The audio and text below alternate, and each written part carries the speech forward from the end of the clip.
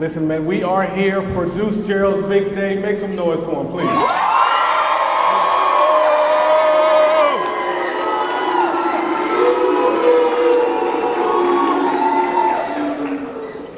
If you don't mind me just for a second, this is how I would like to introduce him. In middle school youth football, he came onto the scene, All-American. 9th grade, All-American. 10th grade, All-American. 11th grade, All-American. And now his senior year is the same thing, All-American. Give it up for him.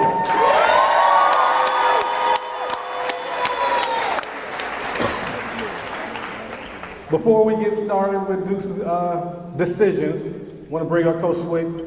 Fantastic coach. Come on up here, Coach.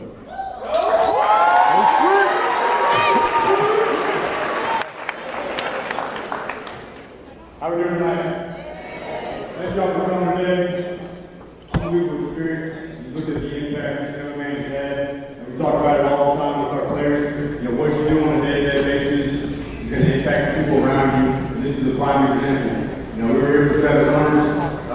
As we speak, we were looking at the people like that. So, you know, kudos to you. Shows you the type of kid, young man that y'all raised, and calling some of the players to have kids like this here. I met Duce his 9th grade year coming in. One of the things that really stuck out for me and showed me that we were very, very similar early on. We were in weight training. He was wearing a Dragon Ball Z shirt. This was our first conversation. If you're Dragon Ball Z fan, you understand what I'm talking about after I'm done. But he had Goku and Vegeta.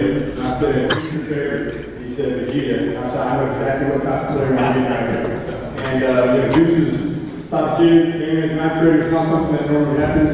But Florida's on the field, and he's a young man, and you tell him to do something, he's going to work to get that done, you know, as soon as practice is over. And the impact that he's had on the hill, you know, in the building, in the classroom, talking about, you know, student athletes who are 3.7 GPA, you know, top tier. He's stepping all around, and, you know, for us, that is something that we cherish, and we, you know, we're thankful that we have had, and I just want to make sure I tell y'all, thank y'all for trusting us and allowing us to coach your son. And, you know, it's been a hell of a journey, and we're, you know, year 3 going to year 4, and the story's looking over yet. And we talked about it on 15-0, and, you know, this year's going to be special. And just going to say how proud I am, how proud we are of you. And no matter what decision you make today, it's your decision, and you can't go wrong with those elite schools up there. So, Duce.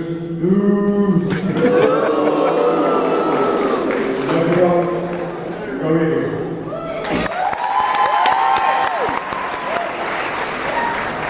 Good job, Coach. Good to see you, man. All right, I want to bring up one more coach up here. Great guy, great trainer, also a coach as well that has done a great job around the city, around the state, around the country. Coach Beck, come on up.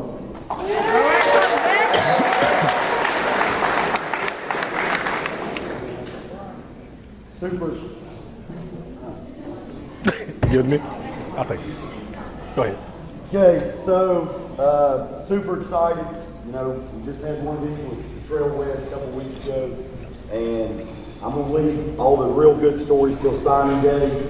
But the biggest thing I want to talk about is how we were able to keep this young man here for 1 year.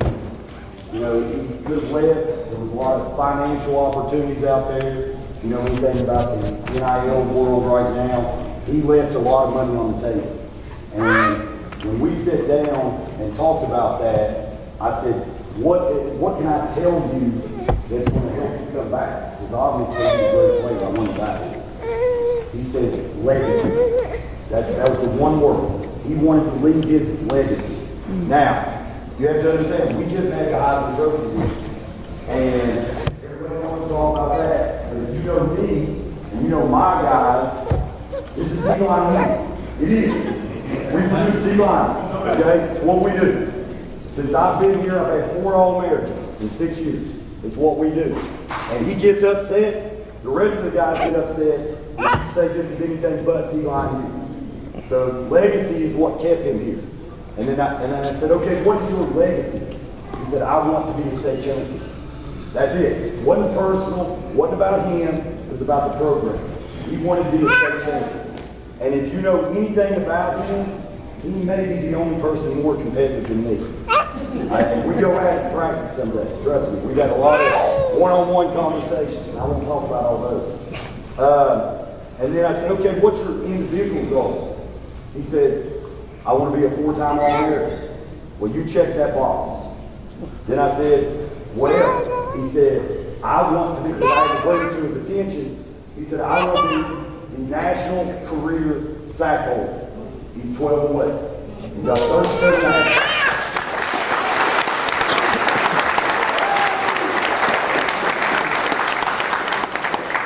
And I'll be honest with you, probably broke it last year. We sat down, him, Catrell Webb, a couple other guys, and he was very unselfish. He said, if you move me inside, it creates more mismatches for us as a defense. So we moved him inside. Obviously, his production maybe was not as great as sack numbers, but he was willing to do that, and it helped us get to the third round of the playoffs. The last thing I want to say is a little bit about his career stats, because a lot of people don't understand just how dominant he has been. So we do a thing here called the havoc chart. And that's what we create on defense. That's what we're trying to do. We're trying to play with as much havoc and create as every play. You're talking about a team in 3 years that has 90 career hurries, 77 TFLs, and 37 and a half career sacks. Those are like unbelievable. Okay? If he's playing in the NFL, those are all taken up. Okay? So just understand that the individual stuff that everybody talks about is not what kept him here at Collins Hill. He is truly an eagle and wanted to leave his mark just not here, but on the young kids. I've never seen a guy just sit there. This is the one story I'm going to tell real quick. We're playing Mill Creek. We lose on the final play. I had to help him off the field. You remember that? Devastated. Devastated. He was inconsolable. I literally had to carry this big guy off the field. Kids were coming up to him at the bottom of the hill, asking for his autograph, his gloves, whatever they could get, and he literally instantly started doing it. No complaining, no get out of my face, no whatever. Stopped dead in his tracks, probably signed 30 autographs. Gave his gloves, gave all the stuff. So this is a kid who truly this community can be proud of. So that's the last thing I want to say is great young kid.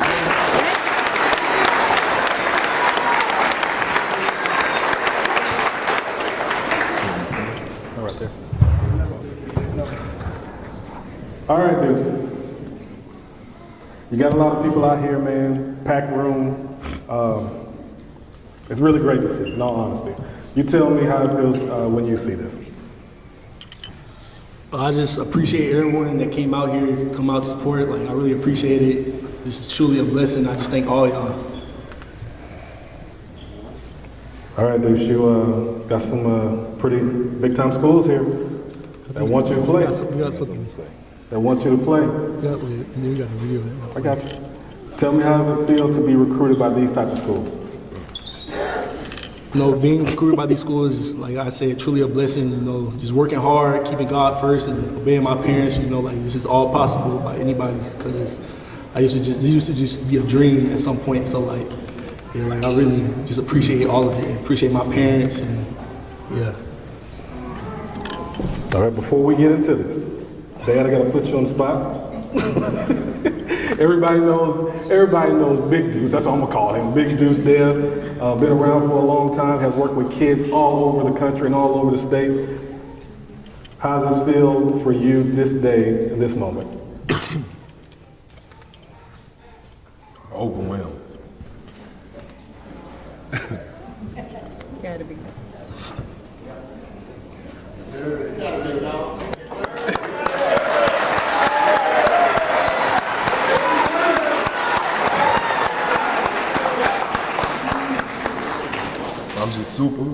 I'm super proud of the young man he's become. I'm super proud of the man he's becoming and growing to be. He has a very unique story of adversity, story of overcoming and finding a deeper, stronger power from within. And he's knocked it out of the park. Everything that's been laid in front of him, he's approached it with a relentless effort, with a relentless pursuit. His desire to be great, his desire to make everyone around him better is unmatched. I get a lot of folks like to give me the credit for it, but I said, when you come across certain people in life and certain people in the world, you just see that they touched by God. They touched by God himself. And I saw that in him at a very, very early age. Y'all wouldn't believe he could have been no older than this one right here. I said, son, what you think you want to be when you grow up? And he's like, damn, be a football player. And I'm like, that's the pretty typical answer. You got a dad that played football. You grew up watching your dad play football. And then he said something that's, just unfathomable. He was like, I'm gonna be in the Hall of Fame. And I said, the Hall of Fame? I'm like, you 4 years old, you don't even know what the Hall of Fame is, boy. What is you talking about? He's like, I'm being in the Hall of Fame. And I knew from that day, I said, he's different. It's just something different about this boy. And just fast forward to where we are now, the journey that God has allowed us to partake in has been nothing short of amazing. And I'm just so proud and honored and privileged to call myself his dad. Yes, sir. Yes, sir.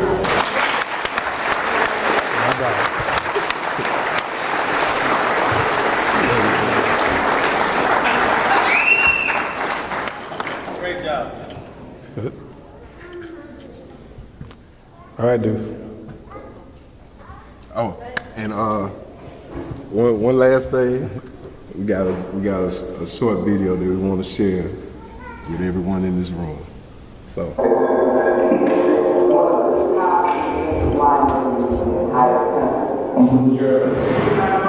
Deuce Geralds.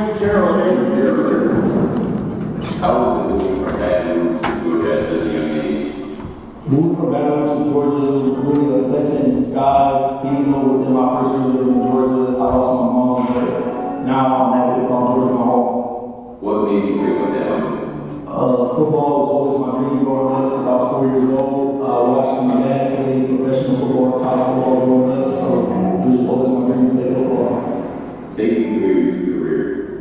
My new career, I started off playing in Scotland with Baton Rouge, then I went over to Zachary, playing for the Broncos, then I moved to Georgia, I played for Peachtree Ridge for 8 years, Collinsville for 9 years, and for the rest of my career, I played for the Wildcats, where we won many championships.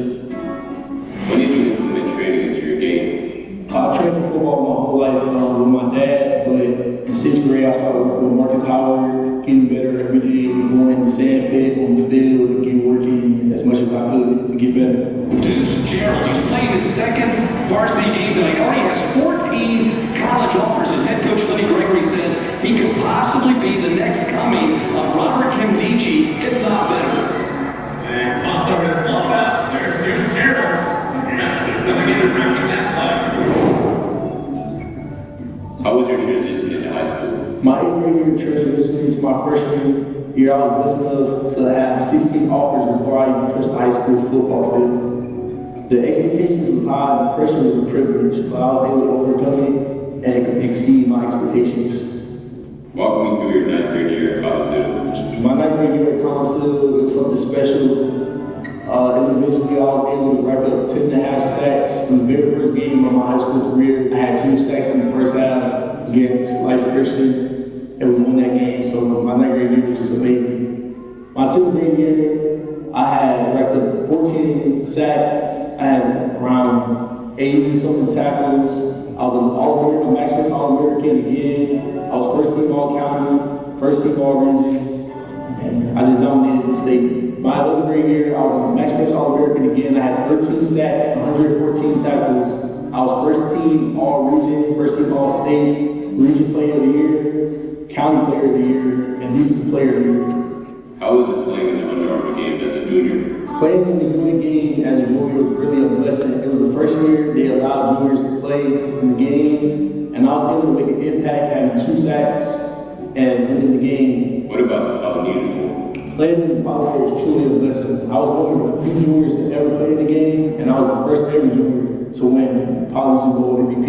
What does your family mean to you? To let my dad throughout this whole football journey, they've always been there, been my biggest supporters, and I'm just so thankful for them. They're just a true blessing to my life. They've done everything they could to this point, from taking me to every single school I needed to go to, every visit, every camp, put me out there. It was just, they've always been there for me. I wouldn't be here without them. Lost my mom at a very young age, around 7 or 8 years old, but I feel like that's made me a stronger person, made me work harder than anybody else around me. With all that being said, all the way up to this point, my football career and journey has been nothing but greatness and a blessing. I'm nothing but grateful for it. The time is now.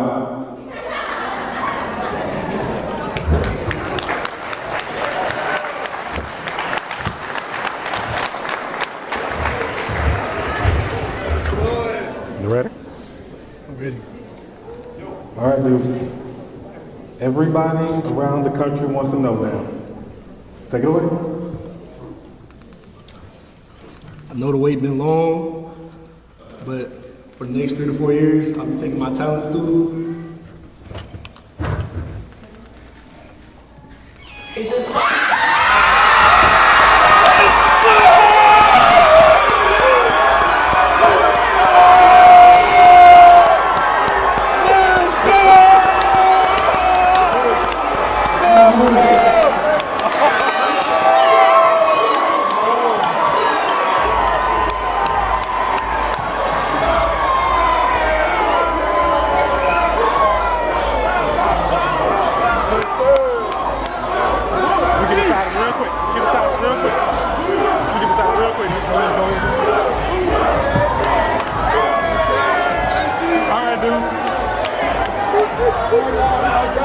Let me get you for just a second. Let me get you for just a second, Deuce. What made you make the decision that you made? You know, LSU was always my dream growing up, dream school. You know, all my family's from there. I was born there, so, and then like the LSU coaching staff, they just treated me like family since day one. Just got family ties there, and it was just the right place for me all the time, the whole time. Well, I'll tell you what, then you can end it with the slogan that they always use. Then you go ahead, you got it. So Tigers. Go Tigers.